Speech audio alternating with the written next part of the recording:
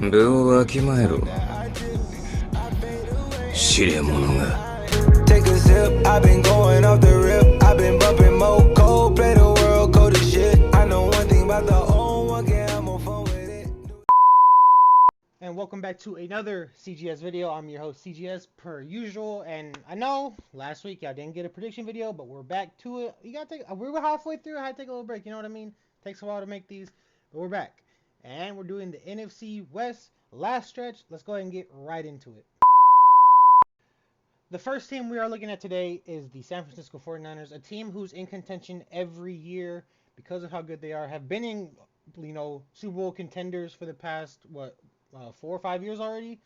Not surprising the way this team plays every year. It's going into the stats: 13-4 record last year, lost to the NFC Championship game to the Eagles, averaging 365.6 yards a game, 226.8 through the air, 138.8 on the ground, scoring 26.5 points a game, giving them the fifth best offense. Fucking incredible considering you went through 3 quarterbacks last year. Defense-wise, only allowing 300.6 yards a game, 222.9 on the through the air, 77.7 on the ground. Only allowing 16.3 points a game with the best turnover differential in the league with plus 13. That's the number one ranked defense right there for you. It shows last year. They played like a number one defense. They played like a top 5 team, top 3 team in this league, I should say. And like I said, it really said with 3 quarterbacks, you went through Trey Lance, got hurt. You went through Garoppolo, got hurt. Brock Purdy came in, won the last of his games, got hurt in the NFC Championship game, in which the 49ers could have stayed in if he was healthy, I believe. Only thing I really don't like is that they really gave up on Trey Lance too soon. I really don't, like how they gave up on him so quick, knowing that with just his injuries and stuff, I thought they should have traded him. That's a conversation for another time, though. But either then, it doesn't matter who it is. Obviously, Brock Purdy's supposed to start when healthy. But let's say with Brandon Ayuk, with Deebo Samuel, who really didn't have a good year, but still can make plays. Obviously, you traded for McCaffrey middle of last year. That helped y'all go on a run. And you also got George Kittle. You got Kyle Juszczyk. You got all these guys on the offense. No, it's no wonder why you're a top 5 offense. And then the defense led by Fred Warner, a great secondary with Hufanga. Obviously, you got Nick Bosa on that D line. Eric Armstead. It's just a really good group of people all around. All these guys are good. And when you're good, you really don't have to like go and add anybody.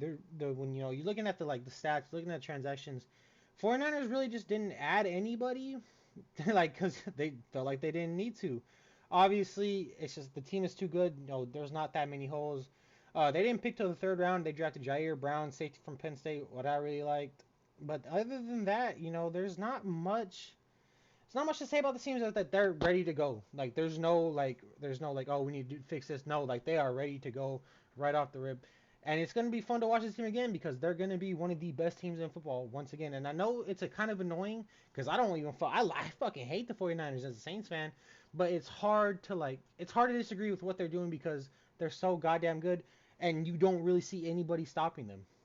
Now, let's go ahead and take a look at the 49ers schedule. You open up week 1 with Pittsburgh. It's going to be a win. Week 2 against the Rams, you're going to get a win. Giants, week 3, you're going to get a win. Cardinals, win. Cowboys, win. Browns, win. Vikings, win. Bengals, win. So you're going into your bye week at week 9 with an 8-0 record. You can beat all those teams pretty easily. Jaguars, that's a win. You go up to 9-0. Buccaneers, 10-0. Seahawks, I think the Seahawks get the best of y'all. Y'all lose one, 10-1. The Eagles going to get the best of y'all again, I believe, 10-2. You'll beat the Seahawks, put you at 11-2. Cardinals, you'll be 12-2. Ravens, 13-2. Commanders, 14-2. And the Rams. Rams always play the Niners tough. So I'm going to give this one to the Rams, make it a 14-3 record.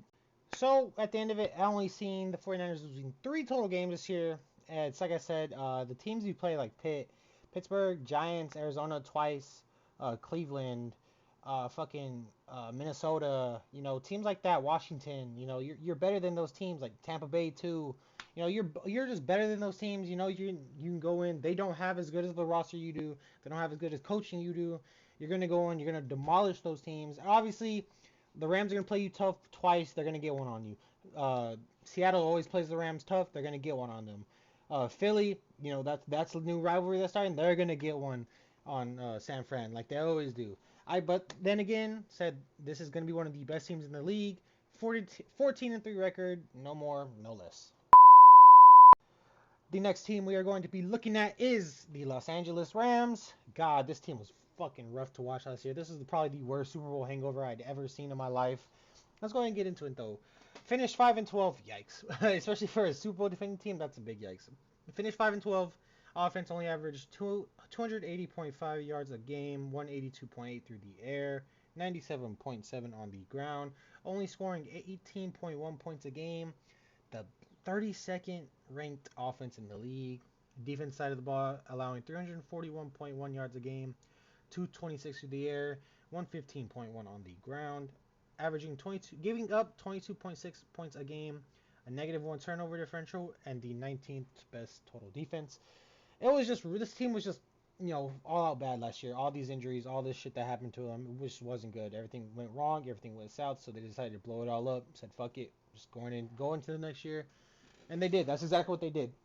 Obviously, they traded Jalen Ramsey away, they cut Bobby Wagner, and they traded Allen Robinson too. And it was just like, dang, is this team actually blowing it up, or like they actually doing things? I don't think so. Obviously, you still have Matthew Stafford, who was injured the last half of the season last year. He's going to come back super healthy.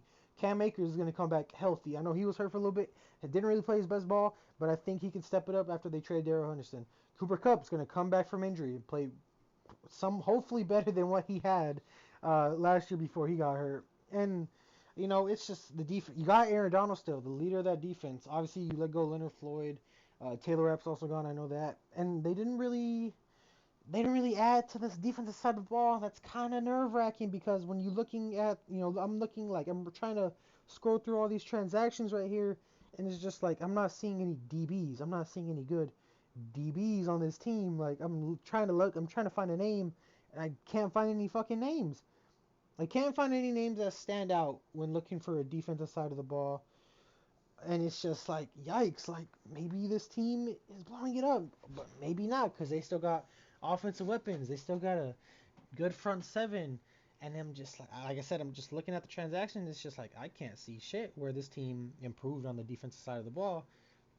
And then you can go, you go look at the draft picks. Obviously, they didn't pick to stick around. They got the guard from TCU, Steve Avila. Byron Young, edge rush from Tennessee. Kobe Turner, D-tackle from Wake Forest. They obviously drafted Stenson Bennett in the 4th round. And Nick Hampton, another edge. Warren McClendon, another offensive tackle. Davis Allen, a tight end. And I said, I'm not seeing any, Travius Hodges Tomlinson, that's LaDane's nephew, I believe. LaDane Tomlinson's nephew. Seen him play. He's really good. Can help that DB room when needed. But it's just really rough because, like I said, I'm looking at the Rams, and I don't see any big additions that are going to help this team be somewhat better than they were last year. All right, now looking at the Rams' schedule, I think you open up week 1 with a win against Seattle. I think then you drop 4 straight to the Niners, Bengals, Colts, and then Philly. You'll pick it back up against Arizona and Pittsburgh with back-to-back wins. I think you'll drop against the Cowboys, but then pick it right back up against the Packers. So going into your bye, I believe you're 4-5. You come out of your bye week, you'll lose to Seattle. You'll beat the Cardinals. You'll beat the Browns. You'll lose to the Ravens. And I also think you'll drop against the Commanders. It's a sneaky game, maybe. I said you'll beat the Saints. And I think you lose to the Giants. And then I just said in the 49ers part that you would get 1 on the Niners. And that'd be in the last week of the season, which would put the Rams at an 8-9 record. I do believe an 8-9 record is in order for this Rams team. Like I said, it's just the pass-happy teams that I'm kind of concerned about them going against, obviously because their defense room doesn't look all that good right now. So, you play San Francisco's pass-heavy team, can air out the ball. You play Dallas, who airs out the ball. You play fucking Philly, who airs out the ball. Cincinnati, they have the best receiver trio in the league. Like, it's just like I said, you play all these teams, can throw the ball, you're going to have a really, really bad day. And so, but I think a respectable 8-9 is in order for this team. Now looking at the next team on the list, we have the Arizona Cardinals, a team who will, it's just looking rough. Everywhere on this team is just looking really, really rough. So let's go and get into it. Finished 4-13 last year. Only averaging 323.5 yards a game, 213.3 through the air, 110.2 on the ground, only scoring 20 points a game. ranking the 22nd overall offense in the league. Defense side, giving up 348.9 yards a game, 330.3 through the air, 118.6 on the ground, giving up 26.4 points a game with a -5 turnover differential, ranking the 21st defense overall in the league. And as I said, this team, it's really going nowhere. First, obviously, Kyler Murray, he's not going to play first half of the season. Tore his ACL late into last year. He's not going to be back till mid-season. So you're already fucked there. You push D-Hop out. You cut Robbie Anderson. Zach Ertz, he's hurt. Same as Kyler Murray, won't play till mid-season.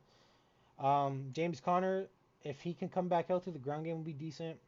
But your receivers, when Greg Dortch and Rondell Moore, your receivers 2 and 3, it's not good. Marquise Brown, he's a solid receiver one, can make plays when needed. But if you expect, you're gonna only be throwing to him, I just don't understand it. It's just really weird because they're gonna end up blaming whoever the quarterback is for not winning. Obviously, they brought a new head coach Gannon from the Eagles. He was a DC last year for them. But I just don't see things changing as much because you didn't add anything. Like, I'm looking at the transaction list. You didn't add anything. You didn't add any big names other than Zach Pascal. You know what I mean? Like, how do you expect to win when you have nothing? You're not going to win. Obviously, you go to the defensive side. J.J. Watt retired. You lost Byron Murphy to free agency. Isaiah Simmons is switching to corner full time now. I liked Marco Wilson last year. He played decent. And it's just, Xavier Collins, he played well coming off the edge last year. But other than that, there's just really nothing going for this Cardinals team. Maybe the defense plays well regardless because of how Jonathan Gannon, I believe that's his name. But depending on how he coaches, we won't know exactly how this team's going to pan out. I personally don't think they're going to be any good. I don't see them being any good. So that's just my thing with them. There's really just not much to say. And it's really weird because this whole division, there really hasn't been any good signings that just catch your eye. You know what I mean? But, going looking at the draft picks, you got Paris Johnson Jr. going to help, the offensive line a lot. The tackles, Will Hernandez, I know he just resigned. Those tackles are secure. It's the interior O-line that's really is not looking too well. You got BJ Ojulari, the edge from LSU, he's really good. Garrett Williams, CBU from Syracuse, he's really good. You only drafted one receiver, Michael Wilson from Stanford. Like, come on. You need help at receiver, and you're not going to sign anybody. You're not going to get anybody to help whoever the fuck the QB is going to be. It makes no sense, bro. And I just feel for Kyler because all the shit he went through last year, tears ACL. Cardinals fans already want him out for what? The man's tried his fucking best with the shitty ass teams he's done, bro. And we're not gonna sit here and act like 2 seasons ago he didn't take y'all to the playoffs after starting 7-0. But I digress. It's gonna be a rough season for Cardinals fans and Cardinals players. It's not gonna look good at all. Now looking at the Cardinals schedule, he opened up with Washington. I think who's just going to be equally as bad. So I'm going to give the Cardinals one win against Washington. Giants, loss. Cowboys, loss. San Fran, loss. Bengals, loss. Rams, loss. Seahawks, loss. Ravens, loss. Browns, loss. Atlanta, loss. Houston, loss. Rams again, loss. Steelers, loss. You're going into your bye week with one win. San Fran, loss. Bears, loss. Eagles, loss. Seattle, loss. Last year I gave the Giants a 1-16 record. This year it's going to the Cardinals. Like I said, this team has done nothing to improve. Got a lot going against them right now in a tough division nonetheless. So 1-16, giving them one win I feel like is reasonable right here it's because I just also don't think Washington will be as good because we'll save that for another time. But obviously the Cardinals are not good. So 1-16 will be their record. And now the last team we're looking at today is the Seattle Seahawks. A really surprising team last year. Played really well when nobody really thought they would. Let's go ahead and get into it. Finished 9-8 last year. Got the final wild card spot. Averaging 351.5 yards a game on the offense. 231.4 through the air. 120.1 on the ground. Scoring 23.9 points a game. And finishing with the 13th best offense in the league. Defensive wise, offensive side of the spectrum, giving up 361.7 yards a game, 211.5 on through the air, 150.2 on the ground, giving up 23.6 points a game, +2 turnover differential, but the 26th overall defense. Really not that good. I always thought the Seahawks had a better secondary than they had front seven. Obviously, Jamal Adams went healthy. Quandre Diggs, Tariq Woolen now too. But the front seven has always been weak. But that's why you brought back Bobby Wagner and you brought in Devin Bush, lock down that center of the field, be those leaders on the defense. Obviously, offensive wise, you have DK Metcalf, you have Tyler Lockett, you have Kenneth Walker now. Geno Smith balled out last year. Noah Fant played pretty well in that system. And now you added Jackson Smith and Jibba to that mix. Obviously, he's going to be a playmaker in the slot, I believe. That's probably where he's going to take most of his reps. He's going to be a playmaker. And then, obviously, to help out the defense side, you drafted Devon Witherspoon with the 5th pick. So he's going to help out the tough secondary a lot. You also drafted Derek Hall from Auburn, the edge. You drafted Zach Charbonnet, one of my favorite running backs coming out of, college. I loved him, watching him at LSU. I'm looking at a different player, but UCLA. But yeah, I really like what the Seahawks did this year. They're the one team in this league that actually added, or in this division, I should say, not league, but they actually added to what they're trying to build, and that's to become better and compete with the 49ers. And I think that's exactly what they're doing, Like I said, you got a good trio at wide receiver now. Obviously, Ty Lockett, he's your short intermediate guy. You got DK, who's your mid to deep route guy, and then you got Jackson Smith and Dip, who can do, he can play the short, he can play the intermediate routes in the zone, he can go deep with it. So I really like what they're doing here. I love Kenneth Walker. If Geno can play just as well as he did last year, the Seahawks team has a bright few years ahead of them, but it's going to be hard with the 49ers in the division. The 49ers aren't going to go away anytime soon. So, and we're just going to say this, like I said, that front seven is still really, really weak, in my opinion. Obviously, adding Bobby Wagner and Devin Bush is going to help a lot. It's that D-line that's really going to concern a lot of people. And I think, when you're looking at it, they gave up 150 rush yards a game. That's not really that good, So I think the Seahawks are going to be just as good as they were last year, but if that D-line can improve, especially with the division they're in, I don't think they'll be able to beat out the 49ers like that. Now let's go ahead and take a look at the Seahawks schedule. Opening up against the Rams, I said that was a loss, and then you lose to the Lions in week 2. You can bounce back against wins with the Panthers and the Giants. So you go 2-2 into your early bye week in week 5. You come out, you lose to the Bengals, put you at 2-3. Then you win 2 games against the Cardinals and the Browns, put you at 4-3. You lose to the Ravens, put you at 4-4. You beat Washington, put you at 5-4. Then you'll beat the Rams, put you at 6-4. You'll beat the Niners. I already said you'll beat the Niners, put you at 7-4. I think you beat Dallas, put you at 8-4. I think you lose back-to-back to San Fran and Eagles, put you at 8-6. And then you win out against the Titans, Steelers, and Cardinals, which puts you at 11-6. 11-6 obviously won't be enough to win this division because the Niners would have 13. But 11-6, great wild card spot that might put them at the 5 when all their predictions are said and done. But the Seahawks know what they're doing. They improved, which was much needed. They improved in the areas where they needed. Would have liked them to see improved on the D-line, but I think this team is going to be even better than they were last year, which is why I see them going 11-6. So, hypothetically, like always, let's say my record predictions do come true. Here's how the division would look. The 49ers would win the division with a 14-3 record. The Seahawks would trail close behind them with an 11-6 record. The Rams finished third at 8-9, and the Cardinals finished last with a 1-15 record. Thank you all for watching yet again. Sorry about last week. I wanted to get one out last week. Didn't have the motivation to do so, but now I'm back at it. You know what I mean? We got 3 more prediction videos left before we get into the playoffs, and by that time, probably be around mid-July, late July, close to where the season's going to start. Like I said, thank you all for watching. Next one will be on the way very soon, so just stay tuned. Have a blessed day. 領域展開 She at the show, so she never